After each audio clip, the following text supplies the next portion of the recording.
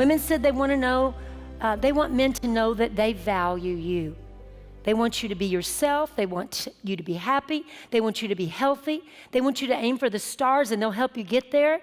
They want you to know they're praying for you, that they're your biggest friend, that when they tell you things, they're not criticizing you, they're trying to help you. Don't take their words as criticism, take it as help. That they need you, men, they need you. They do need you. They may not communicate that, but they do. How special they think you are, how much they love you, that we're willing to help them in any area of their interest. They are loved and respected. We always desire to respect you and encourage you. Do you notice, if I go through this whole list, they always say we.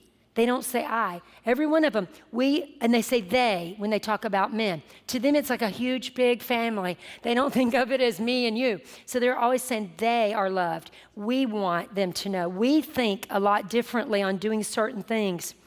Women want men to love them. Here's what they think about love. Love is not always sex. That love is not always about sex. Well, at least two women. I've got a whole list of all. How to love us. We need more hugs, kisses, and words of praise. Hugs, kisses, and words of praise. Write that. Hugs, kisses, words of praise. All right? And that means 20 plus times a day. I know that sounds exhausting, but that's what women need. Women have 28 to 30 things on their mind when they wake up in the morning of what they've got to get done. They are fixers all day long. But usually those aren't things about them. It's usually things about trying to help everybody in the family. So women want men to pursue, surprise us. Now, as consistent as my husband is, I'm so glad he comes home to the same woman every day. I'm so glad he drives the same car. I'm so glad I can predict him pretty much. I know what he wants and what he's going to say. We like some surprises, though. So it's great to have the steady, Christian, godly men. But do you know more women are attracted? I hate to say this to bad boys. And I told the women, I'm like, you can't have it both ways, right? You want a guy that's a godly man, but there are women out there that are single, and when they start describing the men they want to marry, I'm like, that ain't the guy that you want to marry. That's the guy that's going to abuse you, use you, leave you, cheat on you. And so we got to get this straight, ladies. So there's some godly Christian men out there, just because they don't match some celebrity, and I want to flip it the same way, guys. Just because your wife isn't a Victoria's Secret model, I'll tell you what sexy is. Sexy is the angel who laid her life down and married you and believed in you. And sexy is the woman who's had sex with you for 30 years, 40 years, 50 years, 70 years, however many years it's been. Hopefully you're still going on. And, sexy is the woman who lays her life down and takes care of the children and is born 4 babies, 5 babies, 2 babies, and who gives all to her kids and gives all to her husband. That's what an angel is, okay? She ain't some Victoria's Secret gal. And could I just say, yay. The girls would be glad to know that you feel that way. And could I just say, if you spend the same amount of money they spend on those models to fix them up, doll them up, if you spend that on your gal, she's going to look a lot better too, okay? So women don't know how to take care of ourselves, so you do need to take care of us. We'll take care of everybody else. But it's very hard for us to buy the new dress unless we've pulled away and made ourselves our idol. But most women, especially Christian women, will serve everyone else and not serve themselves. So take her out and buy her a dress. Buy her some nice lingerie. Spend some money on her hair, on her whatever needs fixed and whatever needs plucked and fixed and painted and all that. Until I started doing television, I didn't realize how many things you could do. It's like, oh my gosh. So there's a lot of expectations on women. We're supposed to look like the Victoria's Secret model, but then we're supposed to care for our husband, cook the meal, and clean the house, and take care of the kids, and do all that too. And so give us a little bit of encouragement in that area, okay? So women just want to be praised for what they do, just like you do. They want to be encouraged. They want to be told they're beautiful. You cannot tell them in enough ways. Get out of thesaurus. If the only words you know are pretty and beautiful, get some new words in your vocabulary, okay? That's why Shakespeare did well, all right? He wrote all those words, and so write a list if you need to. It's okay to have a cheat sheet. You can call her from work, honey.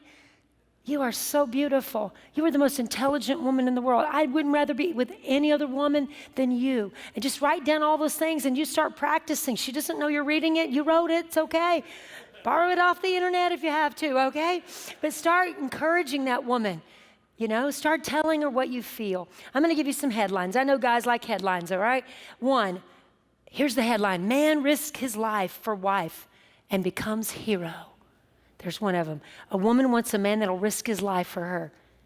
My husband will risk his life for everything except for wasp. He does not like wasps. So anyway, now I'm teasing.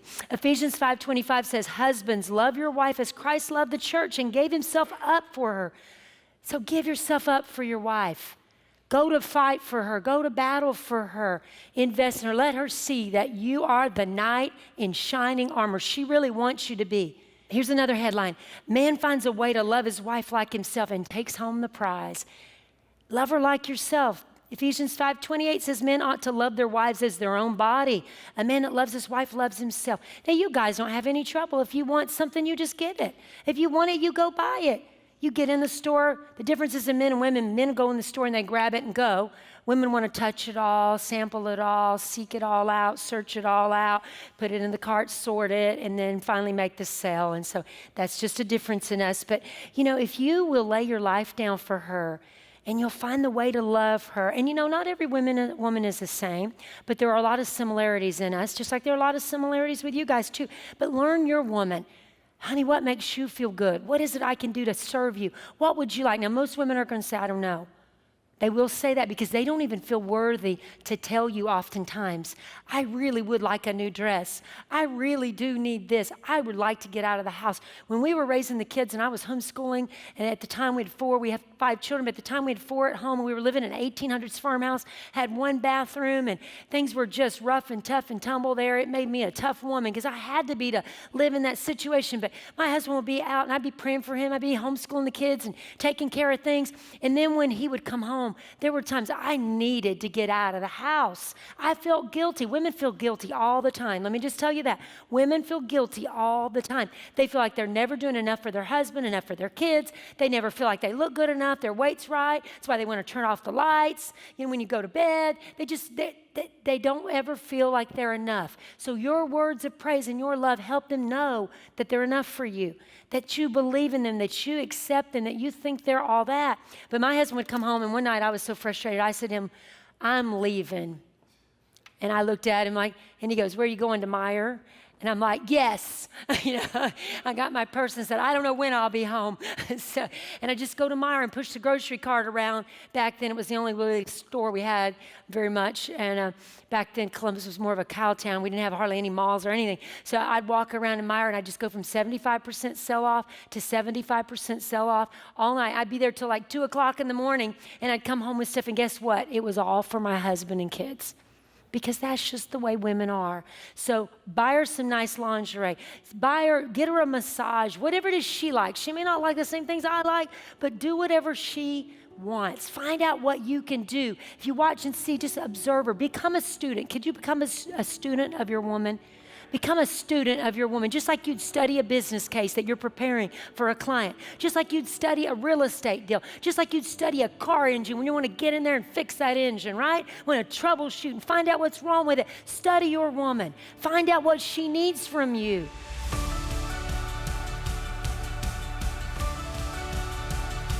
Do you want to end the war on sadness? Then click the button right there and subscribe.